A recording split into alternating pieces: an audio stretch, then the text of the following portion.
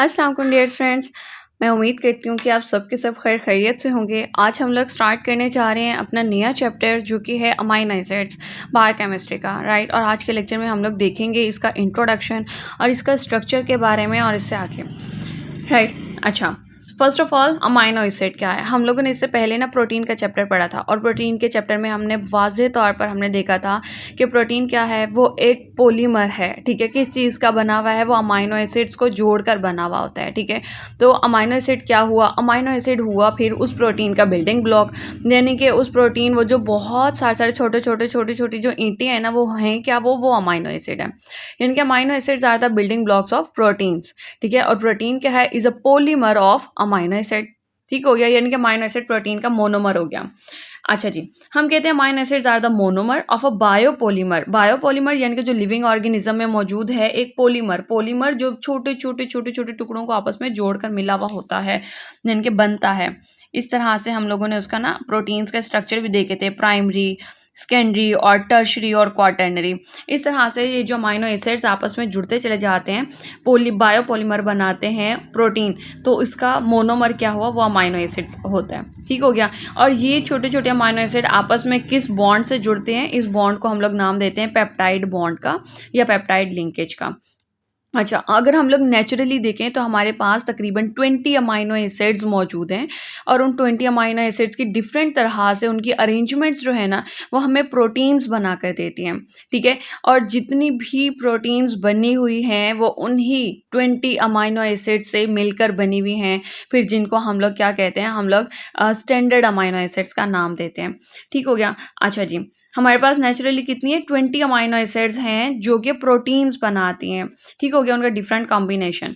अब अगर तो हम लोग ना इसका स्ट्रक्चर देखें तो हम लोग कहते हैं इसका स्ट्रक्चर बहुत ही सिंपल सा है।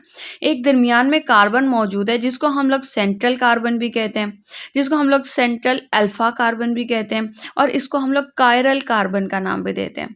कायरल कार्बन हम लोग क्यों कहते हैं, कायरल कार्बन एक ऐसा कार्बन जिसके चारों इतराफ अगर डिफरेंट फंक्शनल ग्रुप लगा हुआ है तो उसको हम लोग कायरल कार्बन एटम का नाम देते हैं, ठीक है। यानी कि चारों तरफ उसके मुख्तलिफ फंक्शनल ग्रुप्स लगे हुए होंगे, ठीक है। और अगर तो यहीं पर कार्बन की जगह कुछ और होता, ठीक है, हम लोग कहते कि जी यहाँ पर नाइट्रोजन है, सल्फर है, तो ये कायरल सेंटर कहलाता, ठीक है। तो हम लोग कहते हैं ये जो कायरल सेंटर है, कायरल कार्बन और कायरल सेंटर, ये दोनों के दोनों डिफरेंट हैं। कायरल सेंटर में दरमियान में कुछ भी आ सकता है, उसके चारों तरफ डिफरेंट फंक्शनल ग्रुप्स होने चाहिए। और कायरल कार्बन क्या होगा कि जिसके कार्बन के चारों तरफ डिफरेंट ग्रुप्स होंगे, ठीक हो गया। अच्छा, अब अगर हम लोग इसका स्ट्रक्चर को गौर से देखें तो हम कहते हैं इसके एक तरफ क्या है, एक तरफ इसके एसिडिक ग्रुप है COOH ग्रुप, और एक तरफ इसके अमाइनो ग्रुप है NH2 ग्रुप, ठीक है। और एक इसके साथ हाइड्रोजन लगा हुआ है और दूसरा इसके साथ R ग्रुप लगा हुआ है। ये जो R है ये डिफरेंट है, ठीक है। कहीं पर H हो सकता है, कहीं पे CH3 हो सकता है, कहीं पे CH2CH3, कहीं पे एक पूरी चेन हो सकती है और कहीं पे लॉन्ग चेन भी हो सकती है। वो ब्रांच्ड भी हो सकती है, वो एलिफेटिक भी हो सकती है, वो एरोमेटिक भी हो सकती है, वो कोई और ग्रुप भी हो सकता है, ठीक हो गया। और इसी की चेंजेस की बुनियाद पे हम लोग कहते हैं कि हमारे पास डिफरेंट तरह के अमाइनो एसिड्स मिलते हैं हमें, ठीक हो गया। अच्छा जी, एक्सेप्ट हम लोग इसके अंदर क्या कहते हैं, जो ग्लाइसिन है ना, एक्सेप्ट ग्लाइसिन, इसके अंदर R जो है वो क्या होता है, R is a H group. अच्छा जी, आगे चलते हैं। हम लोग कहते हैं ये अल्फा कार्बन कहलाता है। अल्फा कार्बन क्यों कहलाता है, क्योंकि इसके ऊपर एक R ग्रुप लगा हुआ है, एक कार्बोक्सिलिक ग्रुप लगा है COOH एसिडिक ग्रुप, एक अमाइनो ग्रुप लगा है NH2 और एक हाइड्रोजन एटम लगा हुआ होता है। इसके अलावा अगर हम देखें कि हमारे पास एक अमाइनो एसिड दूसरे अमाइनो एसिड के साथ जब जुड़ता है तो क्या होता है कि ये एक पानी का मॉलिक्यूल निकाल देते हैं, ठीक है। पानी का मॉलिक्यूल कैसे निकालते हैं कि जो अमाइनो एसिड है उसका जो कार्बोक्सिलिक ग्रुप है उसमें से OH हटता है और दूसरे अमाइनो एसिड का अमाइनो ग्रुप में से हाइड्रोजन हटता है, ठीक है। और ये दोनों के दोनों आपस में जुड़ जाते हैं और इस बॉन्ड को, सिंगल बॉन्ड जो इधर से C+O और यहाँ से NH के साथ जो बनता है, इसको हम लोग नाम क्या देते हैं, इसे हम लोग नाम देते हैं पेप्टाइड लिंकेज का या पेप्टाइड बॉन्ड का, ठीक हो गया? ये हमारे पास इस तरह से छोटे-छोटे अमाइनो एसिड्स आपस में जुड़ते चले जाएँगे और वो जब मोर देन 50 पॉलीपेप्टाइड्स जब आपस में जुड़ती हैं, तो वो प्रोटीन्स बना देती हैं। यानी कि छोटी-छोटी जब अमाइनो एसिड्स आपस में जुड़ेंगी, तो वो क्या बनाती हैं? वो पेप्टाइड्स बनाती हैं।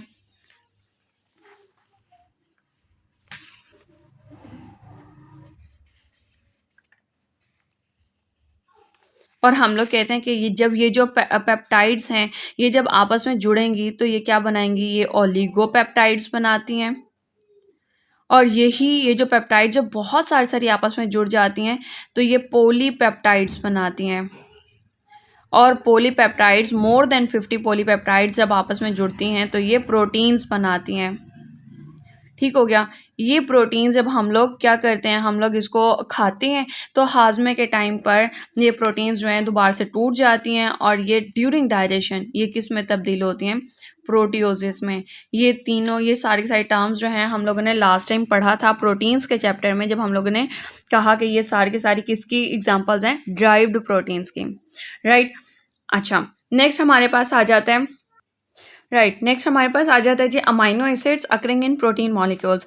ये चीज़ हम लोगों ने अभी पहले देख ली कि जो प्रोटीन मॉलिक्यूल्स हैं, ठीक है, प्रोटीन्स जो हैं वो कितनी अमाइनो एसिड्स से मिलकर बनी हुई हैं? 20 अमाइनो एसिड्स से।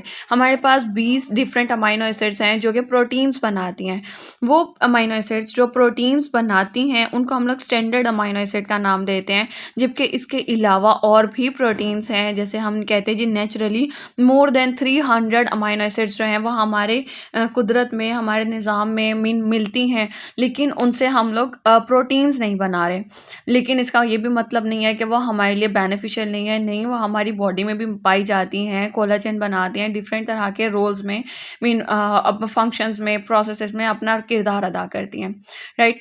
और उनको हम लोग क्या नाम देते हैं? जो प्रोटीन्स नहीं बनाती, उनको हम लोग नाम देते हैं जी नॉन स्टैंडर्ड अमाइनो एसिड्स का, राइट? अच्छा, ये जो स्टैंडर्ड अमाइनो एसिड्स हैं, इसको हम लोग इंशाल्लाह नेक्स्ट लेक्चर में पढ़ेंगे। अब तक के लिए इतना ही। आई होप कि आप लोगों को समझ में आया होगा स्ट्रक्चर ऑफ अमाइनो एसिड्स और ये जो पेप्टाइड लिंकेज है वो क्या चीज़ होती है और वो कैसे बनती है। अगर फिर भी कोई क्वेश्चन हो तो आप लोग कमेंट सेक्शन में क्वेश्चन कर सकते हैं। अब तक के लिए इतना ही। Thank you so much. अल्लाह हाफ़िज़।